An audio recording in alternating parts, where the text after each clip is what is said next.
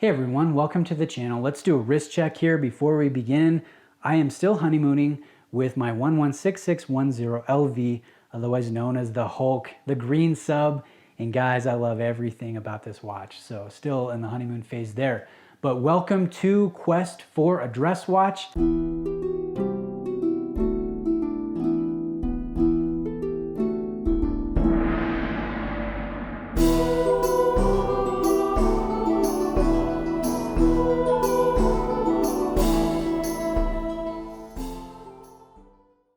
I'm a guy, a watch fan, I'm on a quest, I want to buy a dress piece.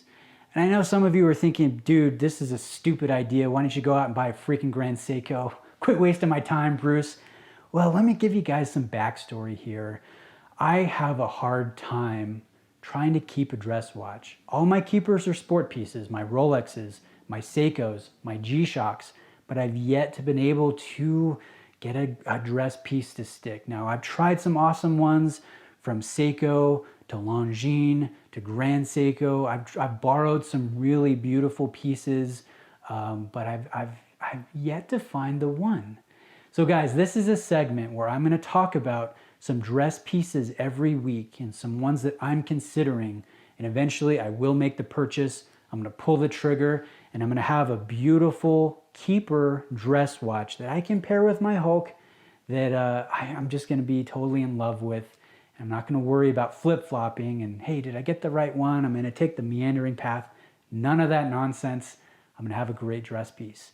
Now, I think the key here is to keep an open mind, right? You guys might have some awesome suggestions. You might say, hey, Bruce, look at this vintage Zenith reference, whatever.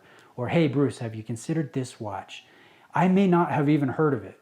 I may have considered it and written it off, but I'm going to take every suggestion seriously and keep an open mind because I don't know what I'm going to end up with. It could be an Omega, 1948. It could be a Grand Seiko. It could be, it could be a Longines. It could be maybe something crazy like a Vacheron or a Patek.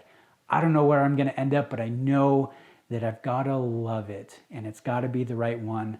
And so I'm going to take you on this journey, the quest for the dress watch. And every video, I'm going to put some rankings here on the screen and show you guys what I'm considering. And some watches may go up higher, some may go lower, some may drop out of the rankings.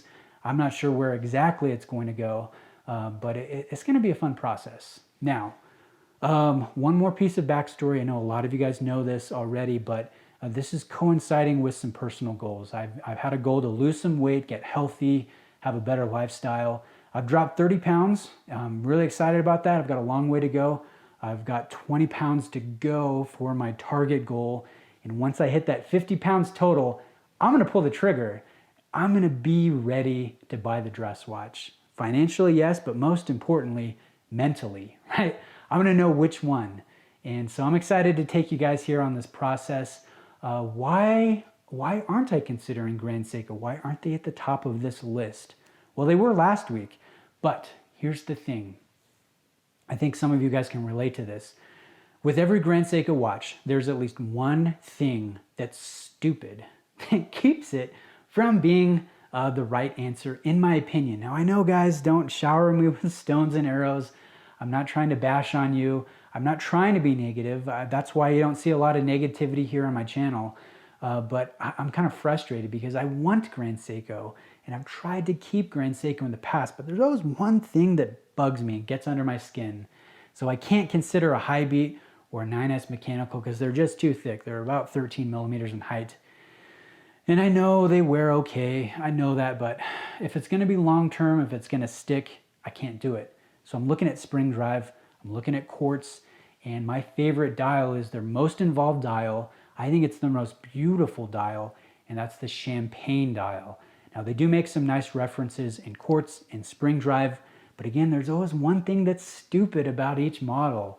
With the spring drives, they're a little thick, right? They're a little thick. They're about 12.5 in thickness, which I think is great for a sport watch. Like my Hulk is 12.7. A 12.5 dress watch, that's pushing it. That's really pushing it. If I go thinner with spring drive, I don't have the open back and I can't see the beautiful movement. So I don't want to go there. The quartz, they're either too small, they don't have the 5-link bracelet, they have a weird or an odd lug width, or there's too much Zaratsu polish on the piece, and that's gonna bug me if I mar it up, because I'm definitely gonna wear and scratch up my watches. So there's just something stupid about each Grand Seiko, so that's why they're lower on the list today. I'm gonna look at GP, I'm gonna look at Cartier, I'm gonna look at Longines, I'm gonna look at Omega, I'm gonna look at whatever you guys suggest that I take a nice look at. Again, this is going to be kind of a weekly episode, Quest for a Dress Watch. And as we close out today, let me talk about the ones that right now, at least as of the moment, are the higher point of my rotating list here. And that's JLC. I started looking at them in large part because I was so frustrated with Grand Seiko being so thick or having something stupid about it that I looked at the JLC. And what I love about JLC, I don't think you can get a better proportioned dress watch. They're so thin.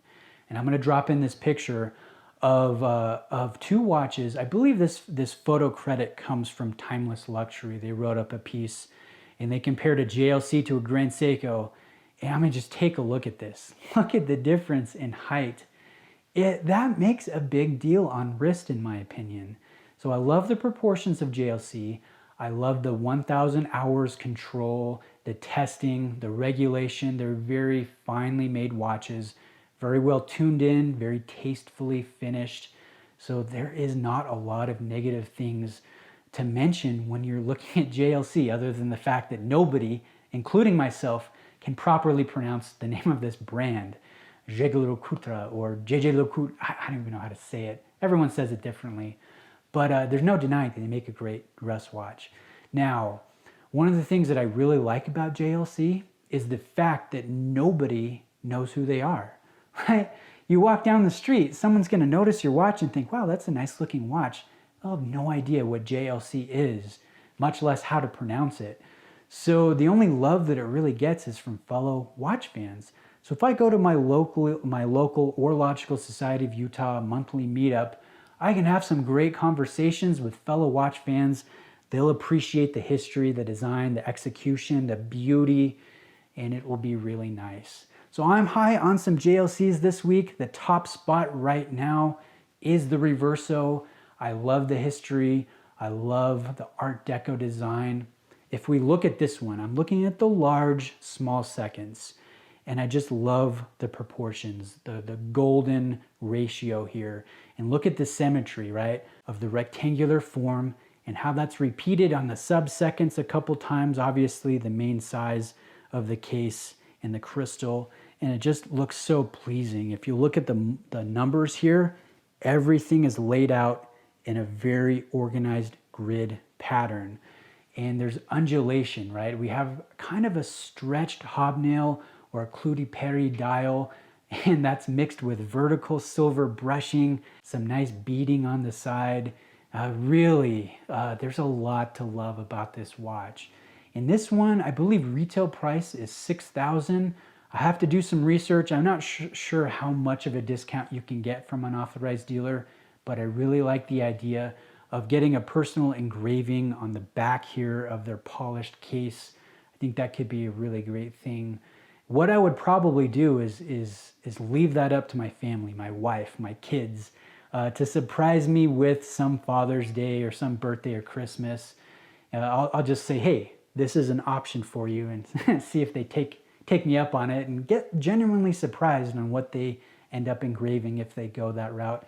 It could be something great like, hey, I love you, Dad, or it could be something stupid like your toots are stinky. Like, I don't know what's gonna happen there, but that's my number one watch right now.